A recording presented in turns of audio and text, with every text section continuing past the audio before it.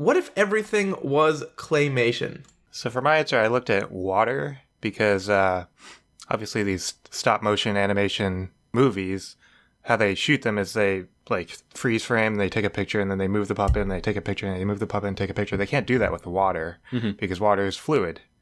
So I wanted to look into like how do they actually do water in these types of movies. And the answer for most of these is just CG. Right.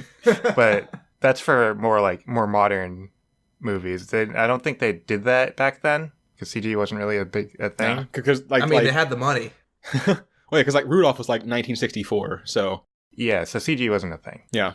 So I wanted to look at other techniques that they use. So there were a few of them that I found. One of them was using plastic cling wrap, mainly for like flowing water, so like rivers and like waterfalls and stuff like that. They would just have like a strip of cling wrap, and then they would like move it every once in a while and take pictures and stuff. Sometimes they would like layer them so that if something was in the water that they wanted to go like through the river at a different pace than the river is actually moving, then they could like move them at different paces. Oh, that's cool. I don't know if that makes sense. Yeah.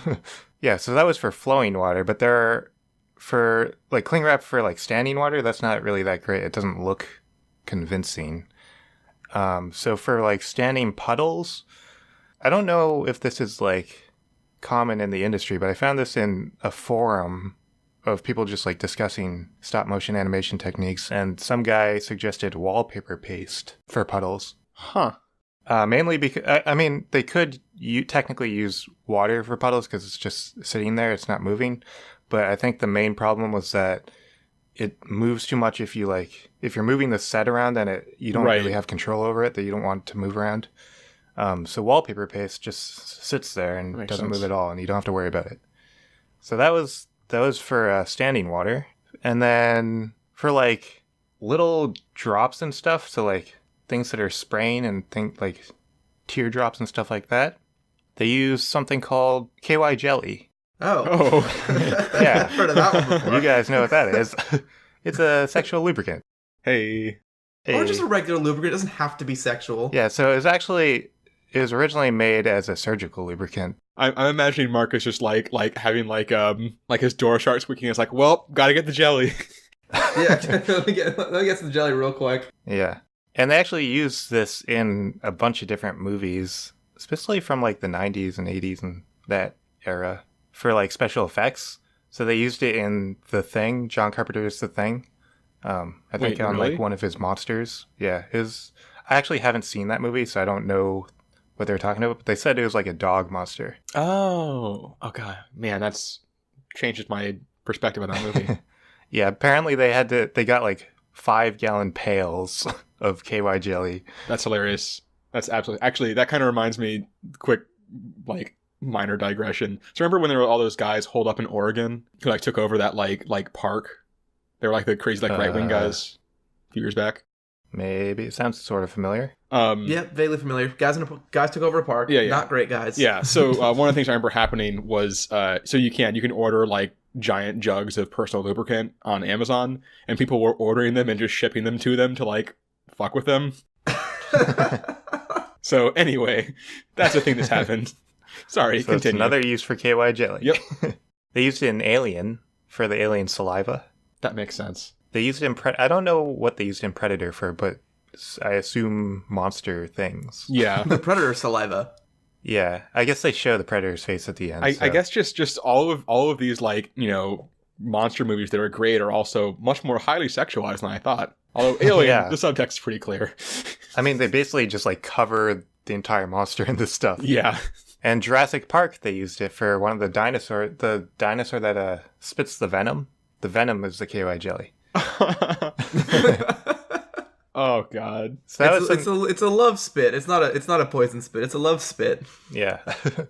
So that was some of the uses in like live action movies, but they also use it in stop motion animation. I don't know if you've seen the movie Coraline, but they used it a lot in that. Yeah. For like teardrops and stuff. And I think someone was like taking a shower or something. They used it for that scene too. And out of all the techniques that I found, KY jelly was the most common like practical, like not CG effect.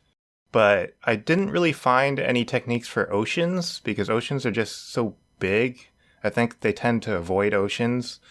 There is a movie that came out sort of recently, like a year ago or something, called Kubo and the Two Strings, and that had a big ocean scene, but that was just all CG. That was CG, yeah. Gorgeous movie, though. Highly recommended. Yeah, Really it was good. a really good movie. Yeah.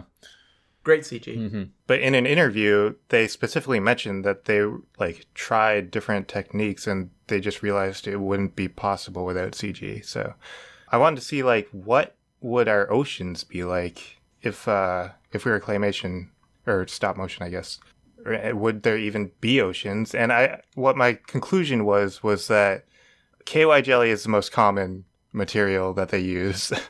So I think basically the oceans would just be all KY jelly. It's about the motion in the ocean. And it's actually not that bad of a thing because KY jelly is actually chemically inert, it's non-toxic, and it's water-based. So it's not the worst thing in the world. It's just a little weird. It's a little weird.